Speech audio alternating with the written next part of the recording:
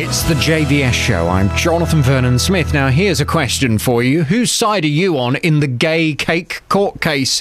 What's it all about? If you've just tuned in, I'll tell you. Well, the Equalities Commission may take legal action against a bakery after the management refused to bake a cake which carried a pro-gay marriage slogan on the icing. The cake was ordered by a gay rights activist and was meant to be baked in celebration of the International Day Against Homophobia and Transphobia. The bakery, Asher's Baking Company, say that it would be against their Christian beliefs to support gay marriage, and that's why they declined to take the order. Well, now it looks as if some kind of legal action will be mounted against them. But whose side are you on in this case? 08459 455 555. Simon Calvert is from the Christian Institute, which is supporting the MacArthur family. Good morning to you. Good morning. Morning.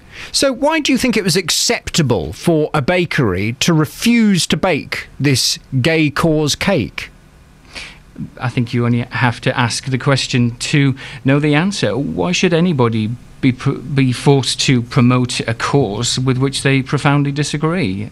I think everybody can imagine a situation in which, in their work, they're asked to do something which forces them to endorse something that they're strongly opposed to. It might be a political issue, environmental, religious. I think that most people would think there is a limit to what a person ought to be forced to do, that conscience is a precious thing. And I think a lot of people will look at this case and think, why in the world is a taxpayer-funded body suing a Christian family-run business over a cake? The thing is, though, Simon, there are all kinds of times in your professional life where you do have to do things that you may not necessarily personally agree with, but you have to do it because ultimately it's in accordance with the law and it's in accordance with what a company should be doing to treat people in an equal way. And isn't this one of those cases? Yes, the individuals may well not support gay marriage, but if a customer comes in and says, I'm going to pay you the same amount as anybody else to make this cake, and I would like you to write this message on the icing, then that cake company really has a duty to do it and not to make a moral judgment on the customer. Well, and this is a Christian family business, as I've said, and obviously Christians take the view that everyone is equal, everyone is made in the image of God. I think that Christians generally have a reputation for being, reasonably decent sort of people because they believe that. No, the issue here is not that they were turning away a customer. They were not being unkind to him. They weren't refusing to serve him because he was gay. In fact, the sexual orientation of the customer was completely irrelevant. It was all about the message on the cake. And yes, you're right. Of course, in professional business, people will do some things that, in an ideal world, they wouldn't choose to do. But everybody has a limit. There are some things which are so objectionable that we just feel that we cannot do them as a matter of principle. But that sounds silly when you're talking about a cake. You expect there to be a reasonable accommodation of a differing point of view. Now, let's be clear. The gay rights activist who came in and ordered this cake, he ordered it for a campaign event, he got his cake. He just went to another baker. There are photographs online of them cutting the cake at this publicity event that they had. They lost nothing apart from the inconvenience of having to go to a different baker. But you describe it as inconvenience. If the Equality Commission litigates and the MacArthur family lose, they've lost a lot more than 5 minutes of time and a bit of inconvenience. What about the humiliation? What about the humiliation of the customer? I know for a fact that the conversation that took place between the director of Asher's Baking Company and the gentleman who placed the order was a very cordial conversation. And at the end of the day, again, we can all put ourselves in the shoes of the person placing the order. We can imagine we might place an order for something and it's declined, and that would be irritating, it would be disappointing, it might even be upsetting. But does that really mean that an arm of the state should be wheeled into action to litigate against a family business? I don't think most people will think that's right. And do you think that if this does go to court, and if ultimately the MacArthur family who you are supporting, if they win, will that then send a message to everybody else in every other walk of life that you can discriminate against gay people? No, I don't think so, because I think people see the difference here. I think people can see the distinction, as I've been at pains to make clear.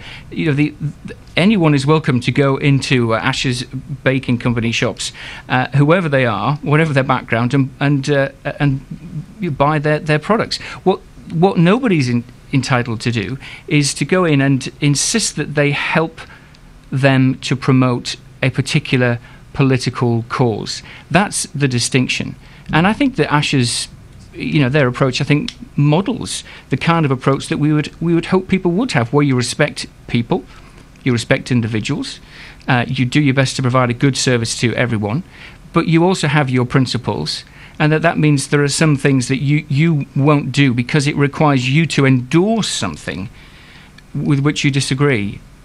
And I think we need to get away from this sort of binary idea. Look, either you support every last item on the gay rights agenda, or you hate gay people. Those are not the two options. You can disagree about gay politics and gay rights and still know and like and love and get on exceedingly well with people in gay relationships. Okay, thank you very much. Simon Calvert, who's from the Christian Institute, which is supporting the MacArthur family, who are ultimately the people who run this bakery. Well, does that all make perfect sense to you? 08459 455 555. Whose side are you on? Benedict Garrett is a sexual activist. Good morning to you, Benedict. Good morning, Jonathan. Morning. So whose side are you on in the gay cake court case? Well, ultimately, I'm on the side of wanting to live in a society where people who identify themselves as gay, LGBT, can go around their business and send out a message and values that most of us share in our society, and where we can fight against irrationality. In that sense, what I mean is where we can fight against people who are against something simply because they believe in an unproven entity. Now, I think religion is fine, well, personally, I have no time for it really, but I think if somebody wants to believe that, that's absolutely fine. But in the world of business, if we wish to provide a service to any members of the community, we have to accept there's all sorts of people out there who perhaps think certain things and feel certain things that we don't necessarily believe with. And I sincerely hope that this, even if this family win their case, that it sends out a message to the community that actually this is the attitude that people have, and people will vote with their feet and with their money and not go to their business. But I think it's incredibly sad that, as you were trying to make the point, that it was actually very inconvenient, well, not very inconvenient, but the fact that it created any kind of inconvenience for the customer who wanted to have a message on a cake. It wasn't an offensive message particularly, well, anyway, for most people it wasn't an offensive message, but the fact that somebody who's offering a service who's set up as business which serves members of the public, you have to be prepared that sometimes there's people who want to make use of your services, who may say things that you might not particularly agree with, but you're offering a service, and that is what you should be doing. But where do you draw the line? I mean, if a customer came into a bakery and they said, I'd like a cake and I want on the icing, because it's for my dad, he's got a really outrageous sense of humour, and I want you to, on the icing, write the worst swear words ever, all the really bad swear words that I can't say on the radio now, I want you to write that all in icing all over the cake. Does the bakery owner then have a right to say, I'm not going to do that? Listen, I think we have to draw, in my mind, it's quite clear, but this is the problem we have in our society, where we elevate this thing called religion to this level where we say it's completely acceptable. There's this parallel that a comedian drew at some point between the idea that Elvis Presley is still alive, somebody going around saying Elvis Presley is still alive, we thinking he's a complete nut job, and other people saying there's such a thing as a god. And that's absolutely fine for people to think that, but you have to base yourself on some kind of rationality here. A swear word is a swear word, and people do deem that offensive, and that's fine. You can argue that because that is the power of language. If you're saying that you're against something simply because an imaginary being with their value system makes you believe that, then that's absolutely fine, but that's your personal belief, and you can't inflict that on something that's not based on any rationality. And that's not how business should work. This is the business world, and people should be able to work within a system of rationality in order to have services provided for them. And I think that's what we need to do. We have to expose religion I'm sorry, but for the nonsense that it is in many people's, not everybody, many people's minds. mind, and it should be separate from the world of business. It should be a personal issue that you have within your own private life, but not inflict upon other people, and not sway your business decisions. But then where the world of business and serve lots of people, then that's the world you've decided to enter. Don't be forced this family to open their bakery business. But then where are the rights of Christians? Where are the rights of Christian people to say, well, this is something, whether you like it or not, this is something that for me is important, this is a way that I want to live my life. Where are their rights? Well, listen, I went into the Big Brother house a few years ago, and one of the things that the producer sat down with me and talked about was language and issues around things we can and cannot say whilst in the house and whilst on television. And there were issues around discriminating against people because of their age, their ethnicity, their race, whether they're disabled or not. And all those things, I completely think we have to stand up for the rights for. Where I actually take some degree of umbrage is something that we have some decision over. Now, religion is a choice, and it should always be a personal choice. What I don't like is the fact that we look at children and we class them as a religion, which is absolutely preposterous, because a child cannot make the decision to believe something. And when it's something you've utterly chosen to believe, you don't choose your age, you don't choose your ethnicity, you don't choose your eye colour, but when it's something you've made the conscious decision to choose, which is exactly what a religion should be, and whether you've made the choice to be either a religion, whatever religion that might be, or not religious, whatever that might, for whatever reasons that might be, it is your choice, and you should have to justify that choice. Okay, very interesting. Thank you, Benedict. Benedict Garrett, who's a sexual activist. So we've heard both sides of the argument, but what about you?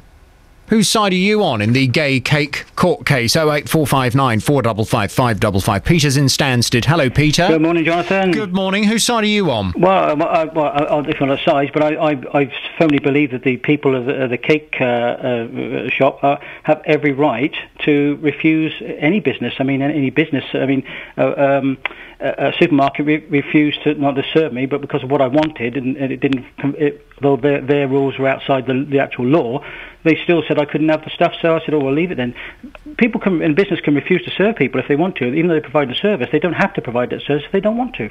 So it would be perfectly acceptable then, would it, if you were running a shop, say, and you were pretty racist person, it would be perfectly acceptable, would it, to say, sorry, black person coming into my shop, I don't want you coming in, I don't want to serve you because you're black. That would be acceptable, would it? I don't think that's quite what they've done, but no, it's not right to be on people on their colour. But if somebody came in with a cake, and I went in and asked for a cake and said, I want a very good likeness of Hitler on there and a swastika and some kind of fascist comment, if they refused me, who would they be offending? It's very offensive to people who believe in that right-wing propaganda. It's a very interesting point. Let me bring Lorraine, who's in Royston or near Royston, into the conversation. Good morning to you, Lorraine. Good morning. Morning. Do you agree with Peter? He feels it's absolutely the right of that bakery to decide what kind of cake they make, and if they don't want to make a cake with a certain kind of slogan because it doesn't sit well with their religious beliefs, well, that is their right. No, I don't agree with that at all. You know, at the end of the day, we're supposed to live in a free society. You are who you are, and people should accept what you are and who you are. So they're not free. So they're not free to choose not to do it then. Well, it's for what reasons they've refused to do it for. Well, because they don't believe in that two men and two women should be together and have sex. I mean, that's quite, and that's the natural order of nature. Well, if you want to take that other guy's rationale. From what I can remember from many, many years ago when I was at school, as far as I was concerned, men and women only got together to reproduce children. Men, years and years ago, centuries ago, used to dress as women in fancy clothes and have sex with men. And we only came into the equation to reproduce. So why has religion got to have anything at all to do there's a lot of people with how we live? There's a lot of people of no faith who don't think that same-sex is okay. Whether it was 100 years ago or 500 years ago, to them it was still incorrect. But the point I just made just now, so if I went into that shop and asked for the swastika and the Hitler and the offensive right-wing slogan, then they shouldn't refuse me. I guess the one difference, though, Peter, with that is that the law protects against encouraging hatred or inciting hatred. But to make a cake with a swastika or some kind of far-right extremist slogan on, inciting hatred towards a certain group of people, whether that be Jewish people or anybody else, the law would protect that bakery owner then to make that distinction and to say, I'm not prepared to do that. But if somebody like, say, a bakery, obviously they, in whatever they believe, if they want to be impartial to all groups, then if they promote one, then somebody else will come along. Because if they promote, let's say, that rights activist, they promote him, someone else comes along with another agenda, if it was just BNP, not even a far-right, real fascist, or even a Mark, and they'd say, well, I'm sorry, I don't really believe in your ethic, what you believe in, I can't possibly do that because it just wouldn't sit right with me, then they would have every right to refuse that. And on the same basis of this is only just because it's same-sex. And quite frankly, Jonathan, if you look in the Equalities Commission, they're anything but equal. They pick and choose their fights, and as some of you said before, they're using our money to do it. And it's quite wrong. This is so blown out of all proportion. It really is. But then, if that were you, the customer, turning up at that bakery saying, can I order this cake? This is the message I want. And if you were then sent away by the baker, and if the baker said, well, I'm not prepared to make that cake for you, how would you feel then? If they didn't like what I wanted to put on there, and had a probably a legitimate reason, I think these people have, and I understood that, I'd go away and get it done somewhere else. And Lorraine, what is your reaction to that point that Peter's making? Because a number of people have made that point, that it's no big deal if one bakery will not make a cake with that slogan on it, just go down the road and get another baker and pay them the money. Yeah, but at the end of the day, I can't understand why religion has to come into everything. Does these religious people not realise that all over the world, they're all in religious countries and they're all at war? Hello? No, that's nonsense. That's complete nonsense. The history of war is not all down to religion. You're using that mantra again. I'm not protecting the faith side of it, but you cannot go on blaming it. It's not. I'll tell you why it's based on religion again. Do you know? Because it's a deliberate attempt again to have an attack on people with faith, and I believe, they have every right to believe what they believe. But what's happening is we have this left-wing attack by these people on them. I'm sorry to politicise it, but it is true. You only got to read about it. But to say all wars and stuff, Stalin didn't have any faith belief, neither did Hitler, nor Chairman Mao. Do you know, I don't really understand all of this left-wing and right-wing. No, that's why. That's why you don't understand the argument at all. I believe people should be able to live how they want to live. And I don't you just why said it. So the people of faith are not allowed to live the way they want to then? That's what you're saying? No, but they're not. They shouldn't be allowed to throw it down somebody else's throat. They're not. But hang on a minute. It's only come out to be thrown down someone else's throat because these people have made an issue of it. But hang on a minute, Lorraine. Was the person, the gay activist who wanted this cake with a gay message, isn't that more throwing it down someone's face or down someone's throat than the person who was in the bakery? I mean, they wanted a message that was all about the gay cause and the pro-gay cause. But what difference does it make to them? So they're not harming them, are they?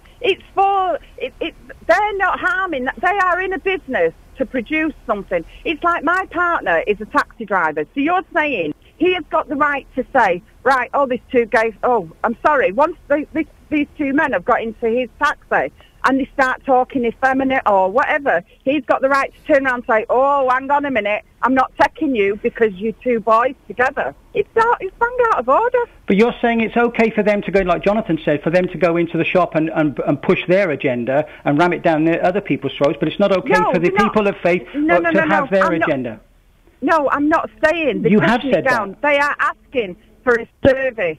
Yeah, and they what politely harm refused. Is it to that person that's there to take the order? What harm is it for them to do that service? It's not hurting them.